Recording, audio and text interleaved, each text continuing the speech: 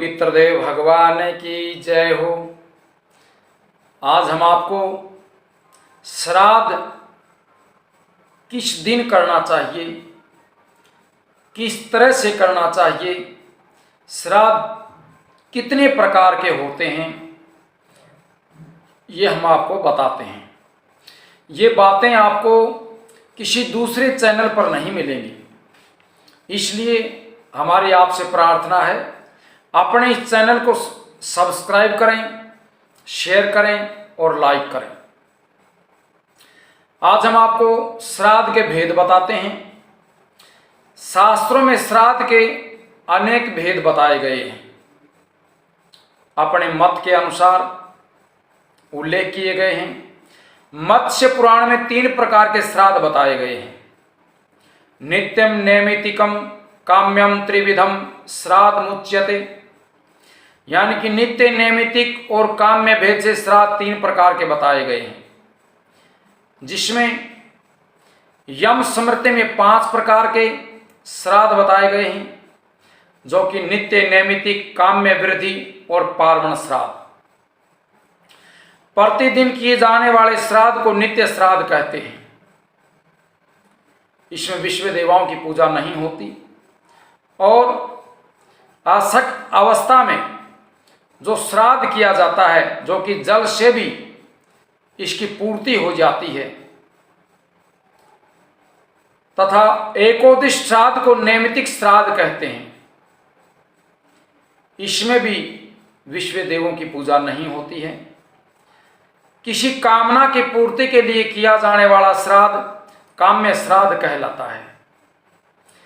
वृद्धि काल में पुत्र जन्म तथा विवाह आदि के मांगलिक कार्य में जो श्राद्ध किया जाता है, उसे वृद्धि यानी कि नांदी श्राद्ध के नाम से जाना जाता है।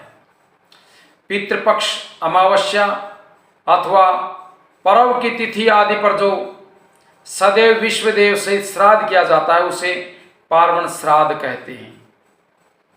विश्वामित्र स्मृति में तथा भविष्य पुराण में 12 प्रकार के श्राद्ध बताए गए हैं।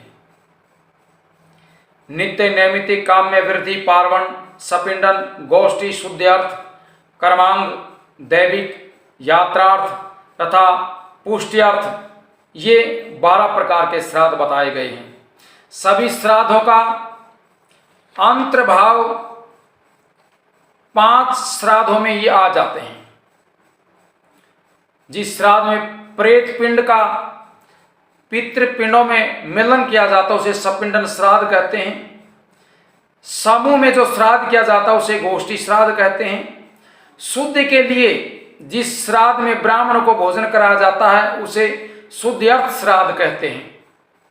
गर्भाधान, सीमंतोन्नयन तथा पुनर्सवन आदि संस्कारों में जो 16 संस्कार हैं, उनमें जो श्राद्ध किया जाता है, उसे कर्मांग श्राद्ध कहते हैं।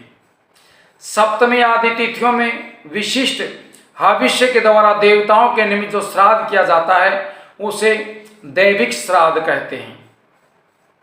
तीर्थ के उद्देश्य से देशांतर जाने के समय घृत आदि द्वारा जो श्राद्ध किया जाता है, उसे यात्रार्थ श्राद्ध कहते हैं। शारीरिक अथवा आर्थिक उन्नति के लिए जो श्राद्ध किया जाता है, उसे पुष्ट्यार्थ श्राद्ध कहा जाता है। इस प्रकार श्राद्ध श्रोत्र और समार्थ भेद से 2 प्रकार के होते हैं। पिंड पितृयाग को श्रोत श्राद्ध कहते हैं और एकोदिष्ट, पार्वण तथा तीर्थ श्राद्ध से लेकर के मरण तक के श्राद्ध को समार्थ श्राद्ध कहते हैं। श्राद्ध के 96 अवसर होते हैं। 96 समय पर श्राद्ध किया जाता है, जैसे 12 महीनों की 12 अमावस्याएं, सतयुग, त्रेता आदि युगों के प्रारंभ की 4 युगादि तिथियां, मनुओं के आरंभ की 14 मनवादि तिथियां, 12 संक्रांतियां, 12 वेधृति योग, 12 व्यतिपात योग, 15 महालय श्राद्ध यानी पितृपक्ष के अश्विनी महीने के, 5 अष्टका और 5 अनवष्टका तथा 5 पूर्वेधु ये 96 श्राद्ध के अवसर बताए गए हैं।